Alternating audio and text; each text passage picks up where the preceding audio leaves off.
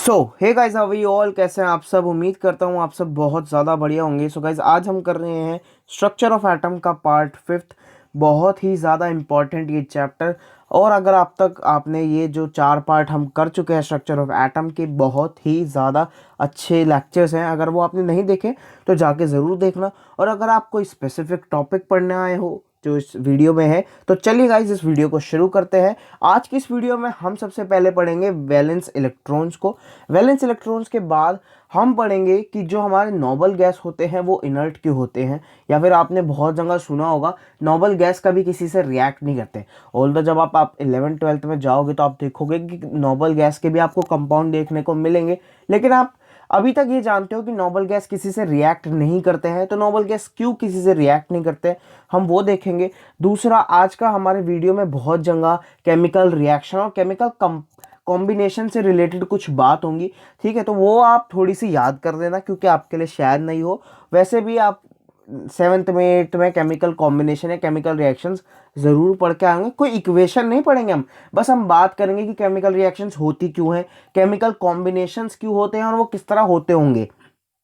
ठीक है, chemical combination होने के कारण क्या है और वो होते कैसे हैं, हम बस वो देखेंगे। कोई हार्ड टॉपिक नहीं है, बहुत ही ज़्यादा इजी टॉपिक है। ठीक है गाइस, तो सबसे पहला जो हमारा टॉपिक है वो है वैलेंस इलेक्ट्रॉन। वैलेंस इलेक्ट्रॉन क्या होते हैं? ठीक है, ये वैलेंस इलेक्ट्रॉन है, वैलेंसी नहीं है। ठीक है, वैलेंस इलेक्ट्रॉन और वैलेंसी में फ़र्क होता है, ये चीज़ समझ लीजिए। वैलेंसी हम नेक्स्ट लेक्चर में पढ़ेंगे, होपफुली वो आपका लास्ट लेक्चर होगा स्ट्रक्चर ऑफ एटम का। ठीक है, ज़्यादा कुछ नहीं बचा है इस चैप्टर में। आज ख़त्म होने के बाद होपफुली जो हम 6th पार्ट करेंगे वो आपका लास्ट लेक्चर होगा स्ट्रक्चर ऑफ एटम का। अगर कुछ मिला तो शायद 7th लेक्चर बनाना पड़े। ठीक है गाइस, तो वैलेंस इलेक्ट्रॉन क्या होता है, सबसे पहले उसकी डेफिनेशन देख लीजिए। वैलेंस इलेक्ट्रॉन होता है the electrons present in the outermost shell of an atom. Outermost shell of an atom में जो इलेक्ट्रॉन्स प्रेजेंट होते हैं, जैसे आपको याद होगा हमने आपको कुछ शेल्स बताई थी, K shell, L shell, M shell, N shell. तो जो आपकी आउटर मोस्ट शेल है ना, यानी कि अगर आपकी आउटर मोस्ट शेल सबसे बाहर वाली शेल अगर आपकी एम शेल है तो वो क्या है आपके लिए? सबसे बाहर वाली शेल है। तो इलेक्ट्रॉन्स जो प्रेजेंट है ना, the electrons present in the outermost shell of an atom are known as valence electron या फिर वैलेंसी इलेक्ट्रॉन भी इन्हें बोलते हैं। Because they decide the valency, क्योंकि वो ही डिसाइड करते हैं वैलेंसी क्या होगी एक एटम की। और सबसे पहले वैलेंसी क्या होती है? कंबाइनिंग कैपेसिटी होती है। ऑल्दो वैलेंसी का जिक्र हम नेक्स्ट लेक्चर में करेंगे, फिर भी अगर आपको जानना है वैलेंसी क्या होता है, आसान भाषा में सिर्फ एक शब्द की है, valency is combining capacity of the atom. ठीक है, एटम किस तरह कंबाइन करेगा, ठीक है, वो वैलेंसी पर डिपेंड करता है। आसान भाषा में कहूँ तो एक एटम के आउटर मोस्ट शेल में जितने इलेक्ट्रॉन्स हैं वो क्या है? उसके वैलेंस इलेक्ट्रॉन हैं भैया। मतलब एक एग्जांपल दे दीजिए भैया। एग्जांपल ये है, आपने कार्बन ज़रूर देखा होगा। कार्बन की हमने जब इलेक्ट्रॉनिक कन्फिग्रेशन की थी, इलेक्ट्रॉनिक कॉन्फ़िगरेशन करी थी, मैं यहाँ नीचे करके दिखाता हूँ, KLMN। ठीक है, फिलहाल मैं KL ले लेता हूँ क्योंकि मेरे सिर्फ उसमें ही काम है, M तक भी नहीं जाऊँगा। हम जानते हैं 6 इलेक्ट्रॉन्स होते हैं कार्बन के पास, तो 2 तो हमने फर्स्ट शेल में डाल दिए और बाकी के बचे 4 वो हमारी आगे एल शेल में। तो इसके वैलेंस इलेक्ट्रॉन कितने हैं? इसके वैलेंस इलेक्ट्रॉन है भाई 4, क्योंकि इसकी सबसे बाहर वाली शेल में कितने इलेक्ट्रॉन्स मौजूद हैं? 4 इलेक्ट्रॉन्स मौजूद है। सेम मैं अगर बात करूँ ऑक्सीजन की, तो ऑक्सीजन का एटॉमिक नंबर होता है 8। ठीक है, तो फर्स्ट शेल में उसके 2 इलेक्ट्रॉन्स फिर से डाल दूंगा। मैंने आपको कहा था जब तक आप के शेल पूरी नहीं करोगे आप एल शेल पे नहीं जा सकते। ठीक है, तो के शेल में मैंने 2 इलेक्ट्रॉन्स डाल दिए। अब बारी आई मेरे कितने इलेक्ट्रॉन्स बचे भाई? मेरे पास 6 इलेक्ट्रॉन्स बचे हैं। ठीक है, क्योंकि 6 + 2 कितने हो गए? 8 इलेक्ट्रॉन्स हो गए, और 8 ही इलेक्ट्रॉन्स हमारे ऑक्सीजन के एक एटम के पास होते हैं। ठीक है, तो 8 इलेक्ट्रॉन्स हो गए, 6 इलेक्ट्रॉन सबसे बाहर वाली शेल में हो गए। यही तो चाहिए हमें, सिर्फ ये जानना है कि सबसे बाहर वाली शेल में कितने इलेक्ट्रॉन्स हैं। इसमें कितने हैं? 6 मौजूद है। तो ऑक्सीजन के वैलेंस इलेक्ट्रॉन कितने हो गए? 6 हो गए। ठीक है, एग्जाम्पल क्लियर हुआ। अभी एक और एग्जाम्पल लेंगे सोडियम का। सबसे पहले एक अच्छी चीज समझ लीजिए। ठीक है, ये अच्छी चीज समझ लीजिए, हैशटैग वाला पॉइंट है, जरूर से नोट कर लेना अपने उसमें नोट्स में। ठीक है, क्या है ये पॉइंट? सबसे ज्यादा important, only the valence electron of an atom take part in chemical reaction. जैसे मैंने कहा था कि आज की वीडियो में केमिकल रिएक्शंस का जिक्र होगा। हम सब जानते हैं केमिकल रिएक्शंस क्या है, इलेक्ट्रॉन्स का लेन देन होना, ठीक है। आपने अर्लियर क्लासेस में पढ़ा होगा, है ना, इलेक्ट्रॉन्स को मैच करते हो। होता क्या है, केमिकल रिएक्शन कब होती है, जब कोई एक एटम दूसरे एटम के साथ इलेक्ट्रॉन्स को या तो उसे इलेक्ट्रॉन्स दे दे या उससे इलेक्ट्रॉन्स ले ले या इलेक्ट्रॉन शेयर कर ले। केमिकल रिएक्शन जब ही होती है जब दो या दो से ज्यादा एटम्स, ठीक है, आपस में इलेक्ट्रॉन्स का लेन देन कर ले, तभी क्या होती है, केमिकल रिएक्शन होती है, ठीक है। तो केमिकल रिएक्शन में हमें एक इंपॉर्टेंट चीज समझने की जरूरत यह है कि केमिकल रिएक्शन में सिर्फ वैलेंस इलेक्ट्रॉन ही पार्टिसिपेट कर सकते हैं, सिर्फ और सिर्फ वैलेंस इलेक्ट्रॉन पार्टिसिपेट कर सकते हैं, अंदर वाली शेल के इलेक्ट्रॉन्स पार्टिसिपेट नहीं कर सकते, ठीक है, because they have more energy. Valence electrons के पास ज्यादा एनर्जी है as compare to inner electrons of the atom, ठीक है। इनर इलेक्ट्रॉन्स के पास एनर्जी नहीं होती, लेकिन वैलेंस इलेक्ट्रॉन्स के पास काफ़ी एनर्जी होती है, काफ़ी एनर्जी होती है, ठीक है। अगर मैं बात करूं किसकी, कार्बन की बात करते हैं, के शेल एल शेल, ठीक है, इसमें 2 इलेक्ट्रॉन्स, बाहर वाली शेल में 4 इलेक्ट्रॉन्स। तो ये वाले इलेक्ट्रॉन्स कभी भी पार्टिसिपेट नहीं करते हैं, ये वाले पार्टिसिपेट कभी नहीं करते हैं केमिकल रिएक्शन में। कौन पार्टिसिपेट करता है, सिर्फ ये बाहर वाले इलेक्ट्रॉन्स पार्टिसिपेट करते हैं। कार्बन की बात हटा दीजिए, चलिए आगे बात कर लेते हैं। चलिए बात कर लेते हैं पोटेशियम की। पोटेशियम जिसका सिंबल होता है के, लेकिन मैं नहीं लिखूंगा, आप कंफ्यूज हो जाओगे। के शेल लिख रहा हूं या क्या लिख रहा हूं, के एल एम एन, के एल एम एन, के एल एम एन, ठीक है। 19th इसका एटॉमिक नंबर है, 19 इसका एटॉमिक नंबर है। आउटर मोस्ट शेल सबसे पहले के शेल में 2, फिर इसमें कितने 8, फिर इसमें कितने 8, ठीक है, 8 और 2 10, 1 18, लास्ट वाली शेल में कितने 1।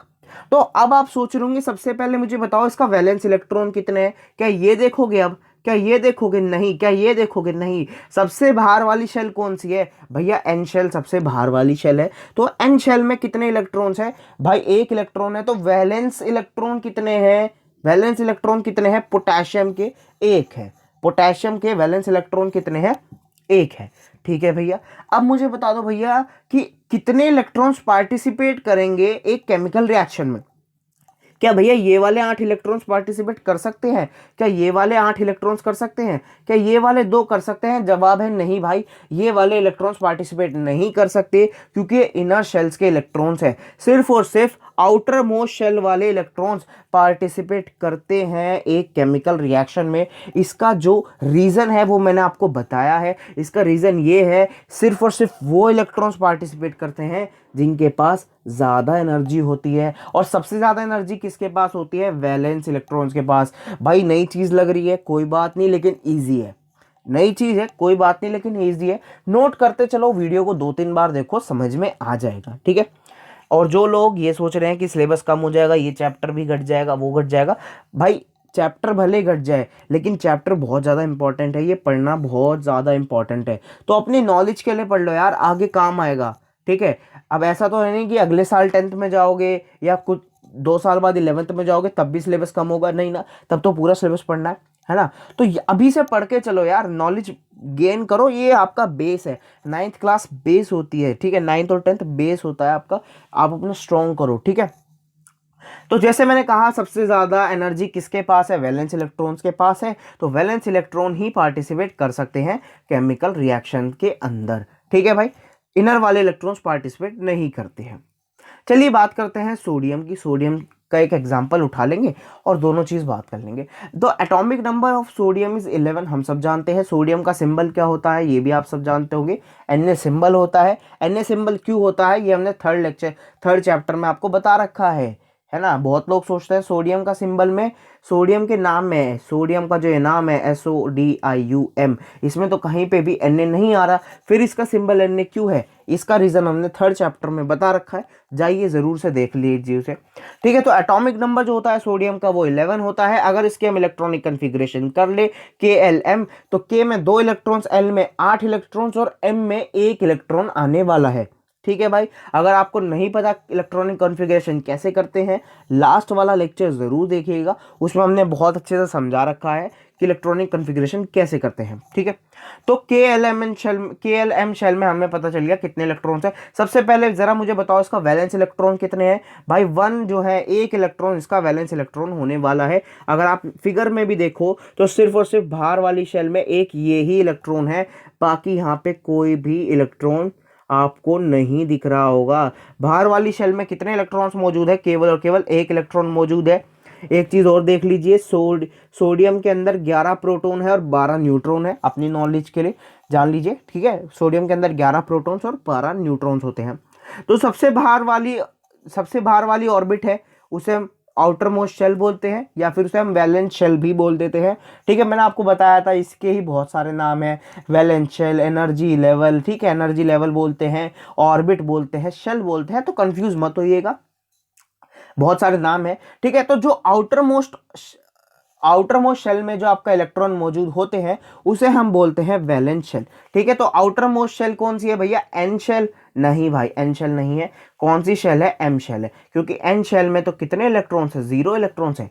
जब एन शेल में 0 इलेक्ट्रॉन्स है तो वो सबसे बाहर वाली शेल कैसे होगी, सबसे बाहर वाली शेल वो होगी जो एम है, ठीक है।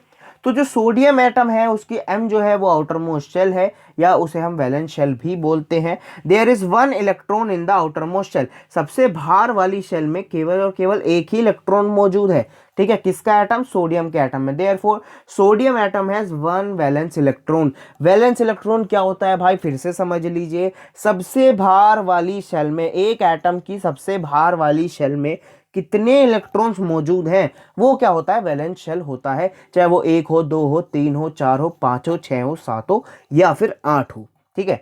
ठीक है, आपकी वैलेंस शेल क्या कहाँ से कहाँ तक हो सकती है, 1 से 8 तक की वैल्यू हो सकती है भाई। जीरो तो होगी नहीं, जीरो तो होगी नहीं, क्योंकि यहाँ पे जो एन शेल है उसमें कितने इलेक्ट्रॉन है, 0 है। तो आप क्या जीरो बोलते हो, आप अंदर वाली चेक करते हो, याद है, अंदर वाली चेक करते हो, ठीक है।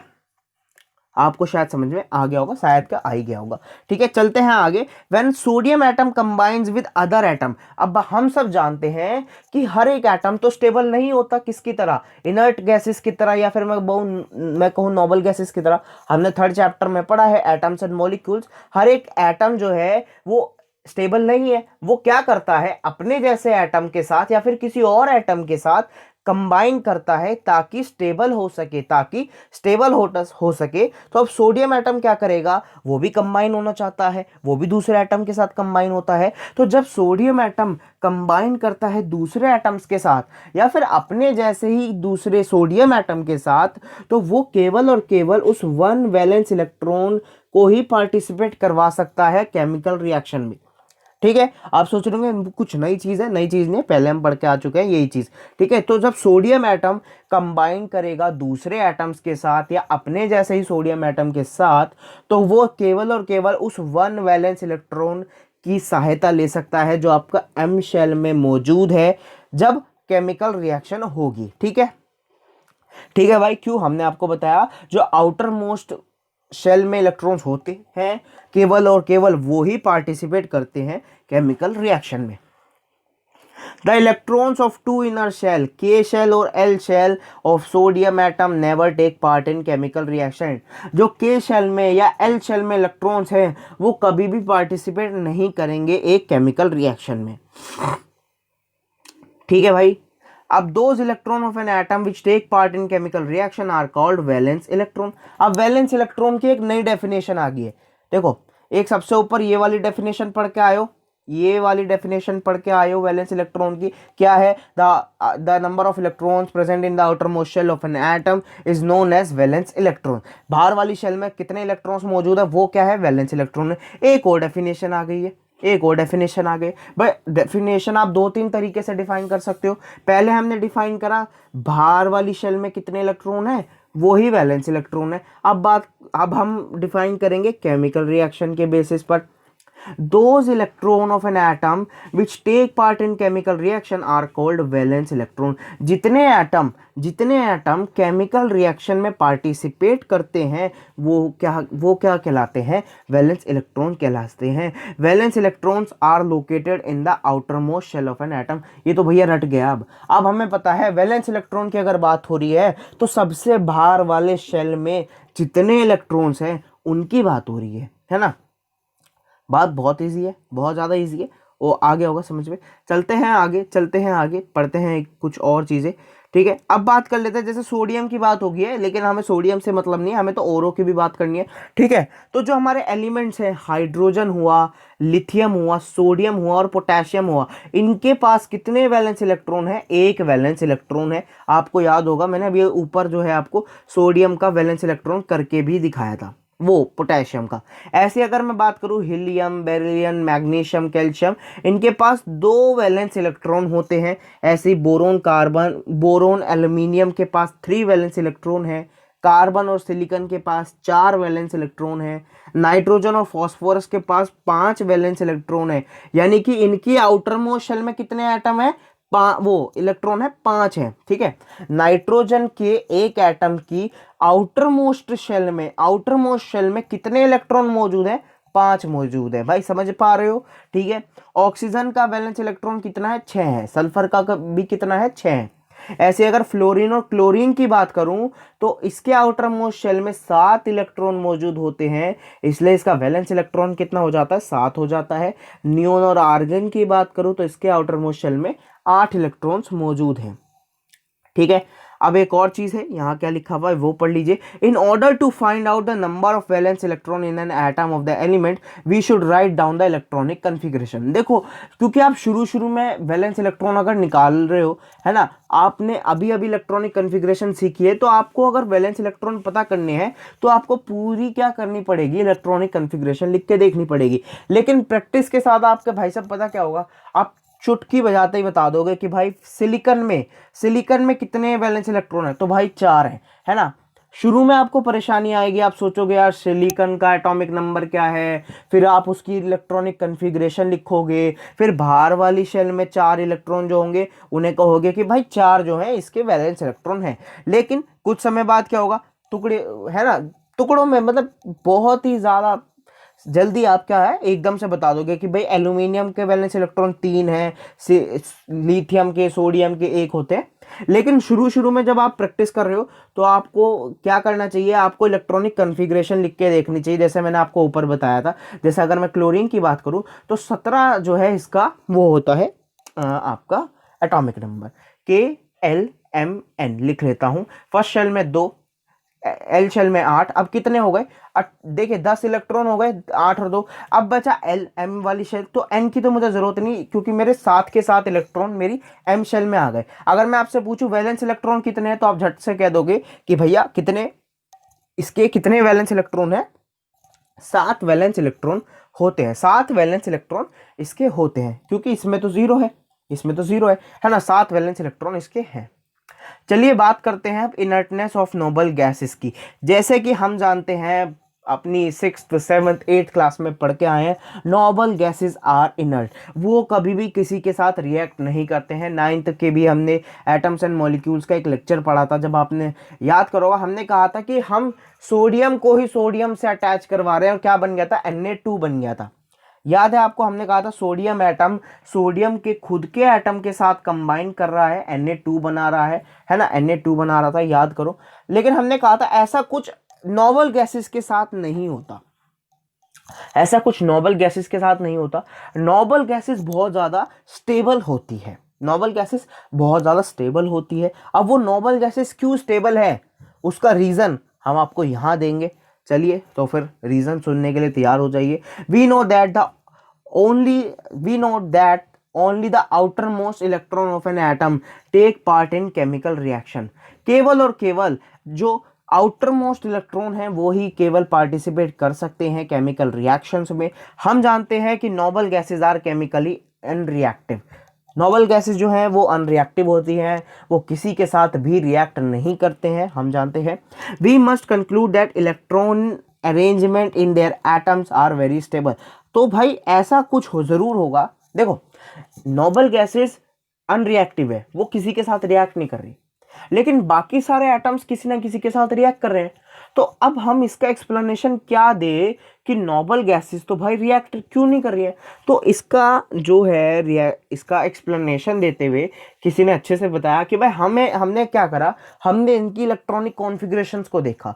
हमने क्या करा, इनकी इलेक्ट्रॉनिक कॉन्फ़िगरेशन को देखा, और इनकी इलेक्ट्रॉनिक कॉन्फ़िगरेशन देखने के बाद, उसे स्टडी करने के बाद हमने कुछ क्या कहा, कुछ राय दी, वो हम आगे पढ़ेंगे। We must conclude that electron arrangement in their atoms are very stable. जो उनके इलेक्ट्रॉन्स का अरेंजमेंट है ना, वो कुछ इस तरह है कि वो बहुत ज़्यादा स्टेबल है, which do not allow the outermost electron to take part in chemical reaction, है ना। हम जानते हैं कि केवल और केवल आउटर मोस्ट इलेक्ट्रॉन पार्टिसिपेट कर रहा है केमिकल रिएक्शन में, लेकिन नोबल गैसेस का जो आउटर मोस्ट इलेक्ट्रॉन्स है वो भी पार्टिसिपेट नहीं कर रहे हैं केमिकल रिएक्शन में, क्योंकि वो कुछ इस तरह से अरेंज है कि वे बहुत ज़्यादा स्टेबल हैं।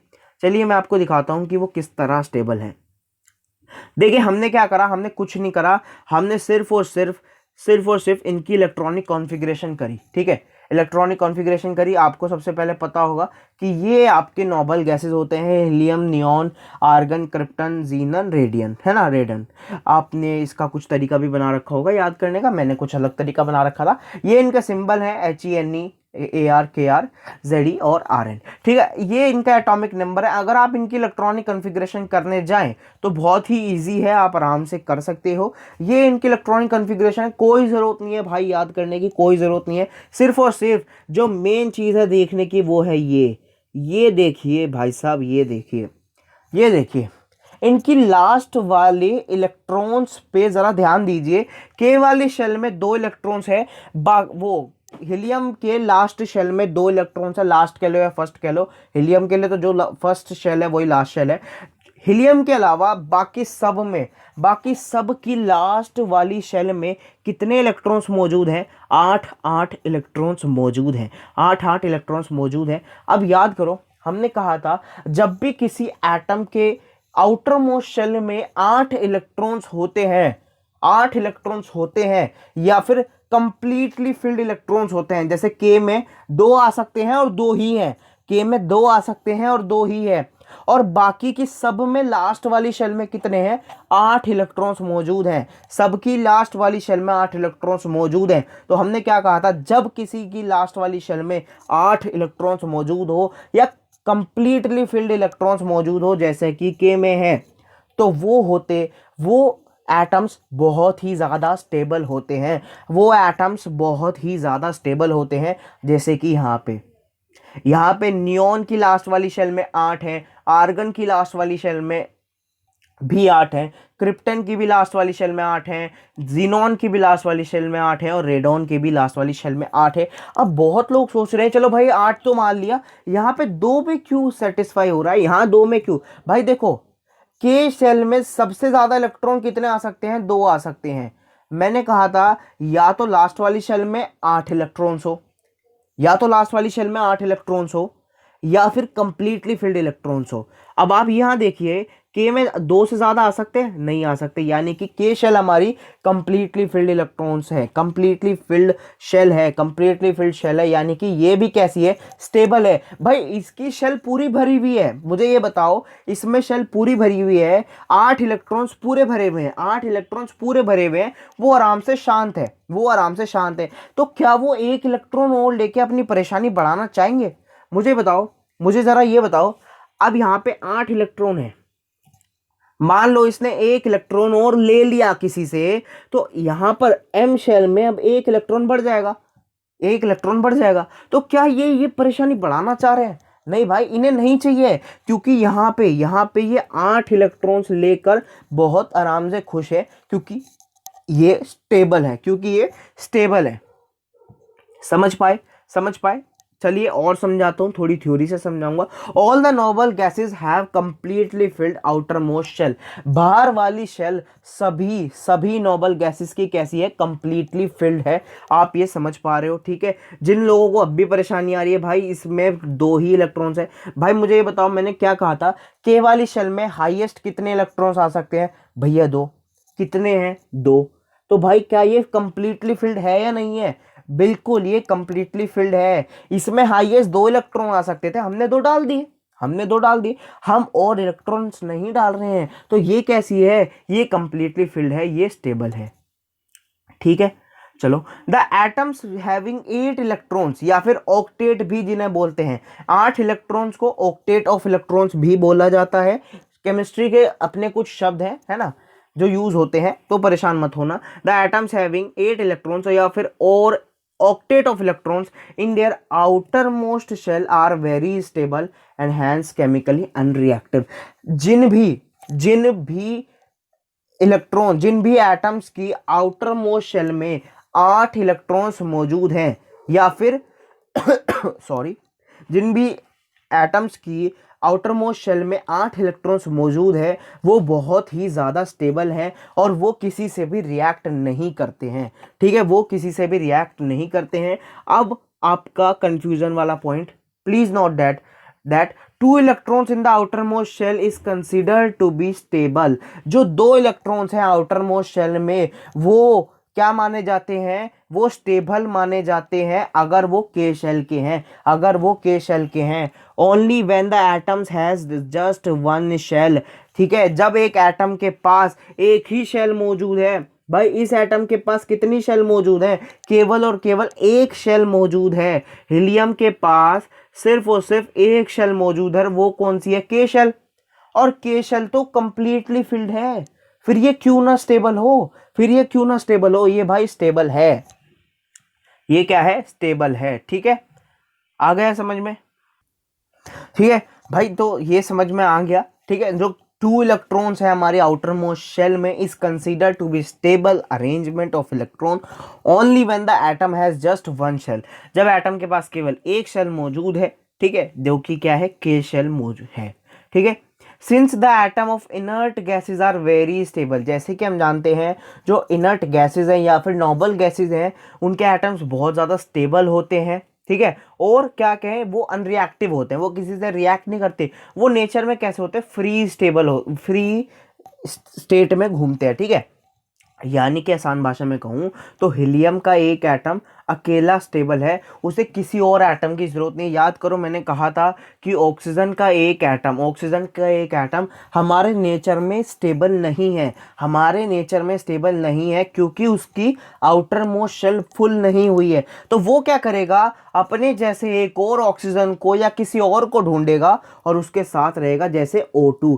हमारे नेचर में ऑक्सीजन किस फॉर्म में मौजूद है जरा बताइए? या तो O2 में मौजूद है या फिर ऊपर हमारे एटमॉस्फेयर थोड़ा सा बाहर निकल के O3 में मौजूद है। हमारे एटमॉस्फेयर में O जो है स्टेबल नहीं है, वो जो है वो लाई नहीं करता है, क्योंकि वो बहुत ज़्यादा रिएक्टिव है। ये जो ऑक्सीजन है ये अनस्टेबल है, ये किसी ना किसी से रिएक्ट कर देगा। लेकिन जब वो अपने ही जैसे दूसरे ऑक्सीजन के साथ रिएक्ट करके बैठेगा तो उसकी आउटर मोस्ट शेल फुल हो जाएगी, है ना, क्योंकि वो इलेक्ट्रॉन्स का लेन देन या फिर शेयरिंग कर लेगा, है ना। अगर आपने एटम्स और मॉलिक्यूल्स अच्छे से पढ़ा हुआ है तो आपको परेशानी नहीं हो रही होगी, और परेशानी हो भी रही है तो भाई कोई परेशानी नहीं है, अभी मैं क्लियर करूंगा। ठीक है, चैप्टर में क्लियर हो जाएगी। तो भाई इनर्ट गैसेस क्यों स्टेबल हैं ये तो हमें पता चल गया, या फिर नोबल गैसेस इनर्ट क्यों हैं ये हमें पता चल गया। अब बात करते हैं कोज ऑफ केमिकल कॉम्बिनेशन की। जैसे हमने कहा था कि इस लेक्चर में आज हम केमिकल कॉम्बिनेशन की बात करने वाले हैं। केमिकल कॉम्बिनेशन कैसे होती है हमें ये तो पता चल गया। इलेक्ट्रॉन्स जो हैं वो शेयर होते हैं, या तो लूज होते हैं, या फिर एक इलेक्ट्रॉन या तो किसी को दे देंगे या किसी से ले लेंगे, या इलेक्ट्रॉन शेयर हो जाएंगे, है ना। हम जानते हैं कि केमिकल कॉम्बिनेशन इसी तरह होता है, लेकिन क्यों होता है इसका सबसे आसान जवाब हमें ढूंढना है। भाई इसका सबसे आसान जवाब ये है कि हर कोई जो है वो स्टेबल होना चाहता है। मुझे ये बताओ, हर कोई एटम जो है वो स्टेबल होना चाहता है या नहीं होना चाहता है? बिल्कुल होना चाहता है। हर कोई एटम जो है वो स्टेबल होना चाहता है, और हर कोई एटम जब स्टेबल होना चाहेगा तो वो क्या करेगा? केमिकल कॉम्बिनेशन करेगा, यानी कि वो केमिकली किसी और एटम के साथ या अपने जैसे एटम के साथ कंबाइन करने की कोशिश करेगा। ठीक है भाई, तो आसान क्वेश्चन क्या था कॉज ऑफ केमिकल कॉम्बिनेशन का, वो यही था कि everyone wants to get stable. ठीक है, तो हर एक एटम जो है किसी ना किसी के साथ रिएक्शन करेंगे स्टेबल होने के लिए। The atoms combine with one another to achieve the inert gas electron. हर कोई क्या चाहता है, हर कोई ये चाहता है कि हमारी इनर्ट गैस इलेक्ट्रॉनिक कन्फिग्रेशन आ जाए, यानी कि इनके जैसी कन्फिग्रेशन आ जाए, यानी कि या तो हमारी लास्ट शेल में के शेल में 2 इलेक्ट्रॉन हो जाए। अगर हमारे पास एक ही शेल है, अगर हमारे पास एक ही शेल है, सुन पा रहे हो, देखो ध्यान से सुनो, बहुत इंपॉर्टेंट है। अगर हमारे पास एक ही शेल है तो हमारे पास 2 इलेक्ट्रॉन हो जाए, और अगर हमारे पास एक से ज़्यादा शेल है तो हमारी किसी तरह लास्ट वाली शेल में, हमारी किसी तरह लास्ट वाली शेल में 8 इलेक्ट्रॉन आ जाए भाई, हमारी लास्ट वाली शेल में 8 इलेक्ट्रॉन आ जाए। हर कोई ये चाहता है हमारी लास्ट वाली शेल में 8 इलेक्ट्रॉन आ जाए। क्यों?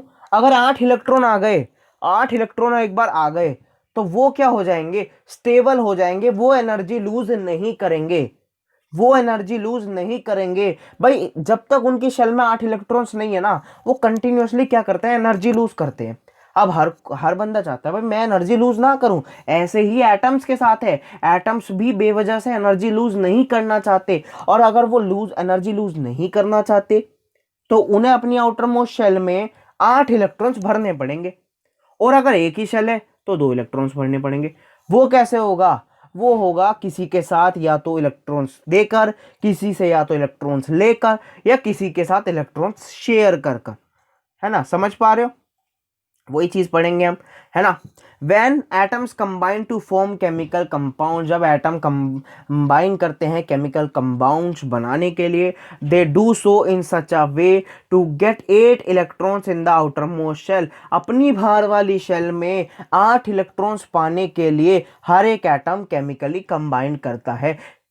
एक चीज समझ लीजिए, हर एटम अगर कोई केमिकल रिएक्शन करता है तो उसकी फर्स्ट प्रायोरिटी ये होती है कि मैं इस तरह से अपनी केमिकल रिएक्शन करूं कि मेरी आउटर मोस्ट शेल में 8 इलेक्ट्रॉन्स हो जाए, 8 इलेक्ट्रॉन्स हो जाए। और अगर मेरे पास केवल एक शेल है, यानी कि के शेल है, तो मेरे पास केवल 2 इलेक्ट्रॉन्स बचे, मेरे पास केवल 2 इलेक्ट्रॉन्स बचे, मेरे पास केवल 2 इलेक्ट्रॉन्स बचे। समझ पाए भाई, समझ पाए, बिल्कुल समझ पाए होंगे, है ना, बिल्कुल समझ पाएंगे। 8 electrons in the outermost shell और 2 इलेक्ट्रॉन्स इन द आउटरमोस्ट के shell. In other words the atom having less than 8 electrons, जिन भी एटम के पास 8 से कम इलेक्ट्रॉन्स हैं या फिर 2 से कम इलेक्ट्रॉन है, अगर के शेल की बात हो रही हो, तो वो कैसे हैं, अनस्टेबल हैं, वो कैसे हैं, अनस्टेबल हैं। अब जैसे मैंने आपको कहा, अगर किसी एटम के पास 8 से कम इलेक्ट्रॉन है, 8 से कम इलेक्ट्रॉन है, तो वो अनस्टेबल है। तो अब वो क्या करेंगे, उन्हें 8 बनाने की कोशिश करेंगे, वो उन्हें 8 बनाने की कोशिश करेंगे, ठीक है भाई। और जैसे हम बहुत बार कह चुके हैं, so all the atoms have tendency to achieve the inert gas electron arrangement of 8 electrons in the outermost shell and become stable. तो हर कोई क्या करता है, हर किसी के पास ये टेंडेंसी है, हर किसी के पास ये क्षमता है कि वो अपने आउटर मोस्ट शेल में 8 इलेक्ट्रॉन्स बनाए और स्टेबल हो जाए। अब वो ये कैसे कर सकता है, ये तो हमें समझ में आ गया कि भाई उसे एक करना है, लेकिन वो कैसे कर सकता है। सबसे पहले या तो वो अपने इलेक्ट्रॉन्स को किसी को दे दे, सबसे पहले या तो वो अपने इलेक्ट्रॉन्स को एक या एक से ज्यादा अपने इलेक्ट्रॉन्स किसी को दे दे। भैया ऐसे कैसे, ये तो हमें समझ नहीं आया भाई, जरा समझो।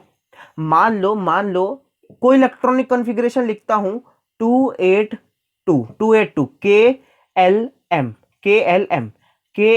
जरा मुझे बताओ जो एम शेल है हमारी, ये आउटर मोस्ट शेल है, बिल्कुल भैया आउटर मोस्ट शेल है।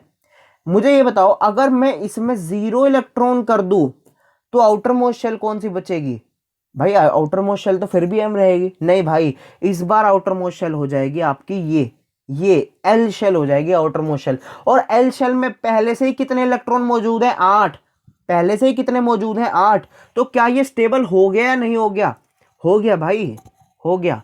मुझे बताओ, आप इस 2 को 8 बनाने के लिए 6 इलेक्ट्रॉन लोगे क्या किसी और से, इस 2 को आपको अगर 8 बनाना है तो कितने इलेक्ट्रॉन लेने पड़ेंगे, 6 इलेक्ट्रॉन्स लेने पड़ेंगे, नहीं लेने पड़ेंगे, 6 इलेक्ट्रॉन्स लेने में भाई बहुत एनर्जी जाएगी। एक चीज समझ लो, इलेक्ट्रॉन्स अगर लेने हैं और देने हैं, दोनों ही जगह एनर्जी बहुत ज्यादा लूज होगी। इलेक्ट्रॉन्स चाहे लेने हो चाहे इलेक्ट्रॉन्स देने हो, बहुत ही ज़्यादा एनर्जी का लूज होता है। तो काम वो करो जिसमें एनर्जी लूज हो रही हो। पता चला आप इसे स्टेबल करने गए, 6 इलेक्ट्रॉन्स आपने इससे ले लिए और ये और अनस्टेबल हो गया। इसने कहा भाई मेरी तो सारी एनर्जी खत्म होगी 6 इलेक्ट्रॉन्स लेने में। तो क्या अच्छी तरीका है? अच्छी तरीका ये है इसको ये 2 इलेक्ट्रॉन्स किसी और को दे दे, ये 2 इलेक्ट्रॉन्स अपने किसी और को दे दे, और बाहर वाली शेल में फिर कितने इलेक्ट्रॉन्स बचेंगे? 8 बचेंगे। और हमें कितने चाहिए भैया? 8 ही तो चाहिए। समझ पाए? समझ पाए भाई? समझ, मान लो किसी के पास 2 8 और 3 इलेक्ट्रॉन्स हैं, 2 8 और 3 इलेक्ट्रॉन्स है के शेल में, एल शेल में और एम शेल में। अब मुझे ये बताओ इसमें 5 इलेक्ट्रॉन्स लेना आसान है या 3 इलेक्ट्रॉन्स देना आसान है? भाई 3 इलेक्ट्रॉन्स किसी और को दो और शांति से बाहर वाली शेल में 8 इलेक्ट्रॉन्स ले लो, के शेल और एल शेल। क्योंकि अब एम शेल में कितने हैं? 0 मौजूद हैं। बाहर वाली शेल में कितने मौजूद हैं? 0 मौजूद हैं। लेकिन आपके लिए बाहर वाली शेल कौन सी होगी? ये एल शेल होगी। तो हो गए कितने इलेक्ट्रॉन्स? 8 चाहिए, 8 हो गए। 8 चाहिए, 8 चाहिए, 8 हो गए। अब जैसे कि आप सोच रहे होंगे भाई लूजिंग का है, लूजिंग का यही होता है कि अपने 1 2 या 3 इलेक्ट्रॉन्स सामने वाले को दे दो, जिससे क्या हो, आपकी जो पहली शेल जो 8 भरी हुई है वो आपकी 8 की हो जाए। जैसे अगर मैं फिर से पोटेशियम की बात करूं जिसका एटॉमिक नंबर क्या होता है? 19 होता है, KLMN, है ना? KLMN लिख लेता हूं। बाहर वाली शेल में 2, इस वाली शेल में 8, इस वाली शेल में 8 और इस वाली शेल में 1। तो अब मुझे भाई ये बताओ, इसमें इस वाली शेल की जरा ध्यान दो, आउटर मोस्ट शेल में, इसमें 1 इलेक्ट्रॉन देना आसान है या 7 इलेक्ट्रॉन लेना? भाई 7 इलेक्ट्रॉन लेने में बहुत ही ज़्यादा एनर्जी वेस्ट होगी, बहुत ही ज़्यादा एनर्जी वेस्ट होगी। तो ये क्या करते हैं, ये अपने इस 1 इलेक्ट्रॉन को क्या करेंगे? सेक्रीफाइस कर देंगे। भाई सेक्रीफाइस क्यों कर रहे हैं? भाई सेक्रीफाइस इसलिए कर रहे हैं ताकि स्टेबल हो सके। स्टेबल होने के लिए सेक्रीफाइस करना इंपॉर्टेंट है। समझो भाई मेरे, समझ, रिलेट कर पा रहे हो? सेक्रीफाइस करना ज़रूरी है स्टेबल होने के लिए। तो ये सेक्रीफाइस करते हैं अपना ये वाले इलेक्ट्रॉन को, ये किसी और को दे देंगे और यहाँ पे क्या हो जाएगा? 0। तो बाहर वाली शेल में कितने आ जाएंगे? 8 इलेक्ट्रॉन आ जाएंगे, 8 इलेक्ट्रॉन आ जाएंगे।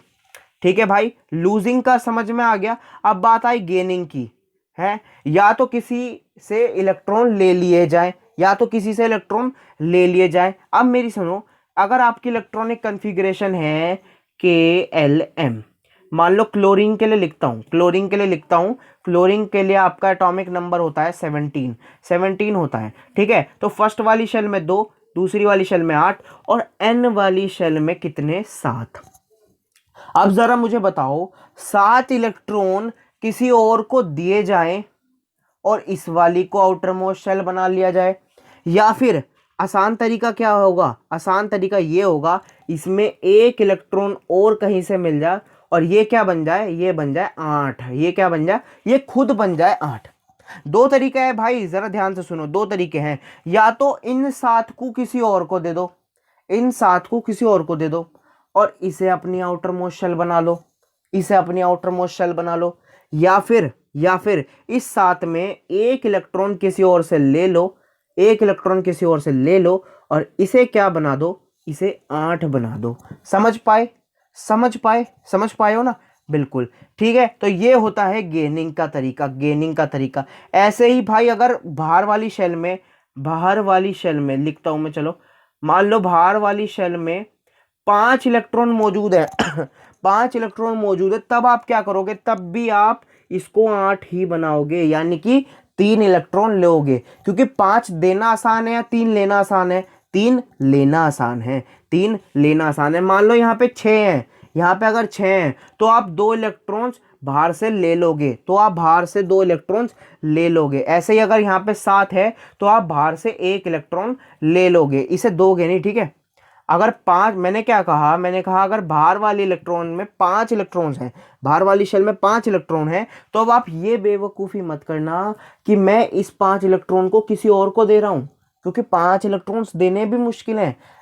मुझे ये बताओ, इसे 8 बनाने का 2 तरीका है, या तो इसे 8 बना दो या फिर इसे क्या करो? इसे 8 बना दो, है ना? ये तो 8 है, ये 8 कब बनेगा? जब ये 0 यहाँ पे 0 बचेगा, है ना। तो इसका तरीका यह है, या तो 5 इलेक्ट्रॉन दे दो या 3 इलेक्ट्रॉन ले लो, या 3 इलेक्ट्रॉन ले लो। तो अच्छा क्या है भाई, 3 इलेक्ट्रॉन ले लो, आसान है, 3 इलेक्ट्रॉन ले लो। समझ में आई, समझ में आई। अब एक लास्ट केस है, वो क्या है, शेयरिंग का। वो है शेयरिंग का। भैया कब शेयरिंग होगी भाई, जब बीच का केस आ जाए, बिल्कुल KLMN, मतलब भैया 2, 8 और 4, मतलब भैया ये है भाई सबसे ज़्यादा इंपॉर्टेंट तरीका, वो सबसे ज़्यादा इंपॉर्टेंट केस। मान लो आपके 4 सबसे बाहर वाली शेल में 4 ही इलेक्ट्रॉन मौजूद है, बाहर वाली शेल में 4 इलेक्ट्रॉन मौजूद है। अब क्या करोगे, अब 4 इलेक्ट्रॉन लोगे या 4 इलेक्ट्रॉन दोगे, 4 इलेक्ट्रॉन लोगे या 4 इलेक्ट्रॉन दोगे। और एक और बात सुनो, क्या वो 4 इलेक्ट्रॉन दे देगा अगला आदमी, वो ये नहीं कहेगा भाई मुझे तू दे देना 4। एक बात समझो, ये 4 इलेक्ट्रॉन्स किसी और को दोगे, बिल्कुल नहीं दोगे। क्या कहोगे, भाई मैं खुद स्टेबल हो सकता हूं, मैं अपने 4 इलेक्ट्रॉन्स क्यों दूं। और दूसरा आदमी क्या कहेगा, भाई मैं भी तो स्टेबल हो सकता हूं, मैं अपने 4 इलेक्ट्रॉन्स क्यों दूं। यहां पर क्या होती है, यहां पर होती है शेयरिंग, यानी कि ये 4 इलेक्ट्रॉन्स, M वाली शेल के 4 इलेक्ट्रॉन्स क्या करेंगे, किसी और के साथ क्या करेंगे, शेयरिंग करेंगे। शेयरिंग क्या होगा, शेयरिंग ऐसा होगी कि भाई ये 4 इलेक्ट्रॉन्स तेरे भी हैं और तेरे 4 इलेक्ट्रॉन्स मेरे भी हैं। यानी कि अगर मेरे हिसाब से देखेगा तो मेरे भी 8 इलेक्ट्रॉन्स पूरे हो गए, क्योंकि मैंने तेरे 4 शेयर कर लिए। और तेरे हिसाब से देखेगा तो मेरे भी 8 इलेक्ट्रॉन्स पूरे हो गए, क्योंकि तूने मेरे 4 शेयर कर लिए। समझ पाए भाई, समझ पाए। यहाँ पे होती है शेयरिंग। शेयरिंग के ऊपर बहुत ही बड़ा एक चैप्टर है 10th क्लास में, कार्बन एंड इट्स कंपाउंड्स। ठीक है, कार्बन के बहुत सारे कंपाउंड्स होते हैं सिर्फ इस वजह से क्योंकि वो इलेक्ट्रॉन्स को शेयर करता है। ठीक है, जैसे मैंने बताया, अगर आपके 1, 2, 3 इलेक्ट्रॉन्स आउटर मोस्ट शेल में, तो आप 1, 2, 3 इलेक्ट्रॉन्स को लूज कर सकते हो, बजाय आपको 7, 6 या 5 इलेक्ट्रॉन्स लेने पड़े। समझ पा रहे हो, 1, 2, 3 इलेक्ट्रॉन्स अगर आपके आउटर मोस्ट शेल में है, तो क्या आप 7, 5, 7, 6 और 5 इलेक्ट्रॉन्स लेने की कोशिश थोड़ी करोगे। आप क्या करोगे, 1, 2, 3 इलेक्ट्रॉन्स को लूज करने की कोशिश करोगे। वो ज़्यादा आसान है, वो ज़्यादा आसान है। और हम जानते हैं जब कोई एटम इलेक्ट्रॉन लूज करता है तो उस पर कैसा चार्ज आ जाता है, पॉजिटिव चार्ज आ जाता है। पॉजिटिव चार्ज क्या होते हैं, कैटायंस होते हैं। पॉजिटिव चार्ज क्या होते हैं, कैटायंस होते हैं। सिमिलरली अगर आपके पास आउटर मोस्ट शेल में 5, 6, 7 इलेक्ट्रॉन मौजूद है, तो बजाय इसके कि आप 5, 6, 7 इलेक्ट्रॉन्स को लूज करो, आप क्या कर सकते हो, 3, 2, 1 इलेक्ट्रॉन्स को ले सकते हो। यानी कि अगर आपके पास 5 है तो आप 3 इलेक्ट्रॉन्स ले सकते हो, आपके पास 6 है तो आप 2 इलेक्ट्रॉन्स ले सकते हो, आपके पास 7 है तो आप 1 इलेक्ट्रॉन्स ले सकते हो। ठीक है, और हम जानते हैं जब भी एटम इलेक्ट्रॉन्स लेते हैं तो उन पे कैसा चार्ज आ जाता है, नेगेटिव चार्ज आ जाता है।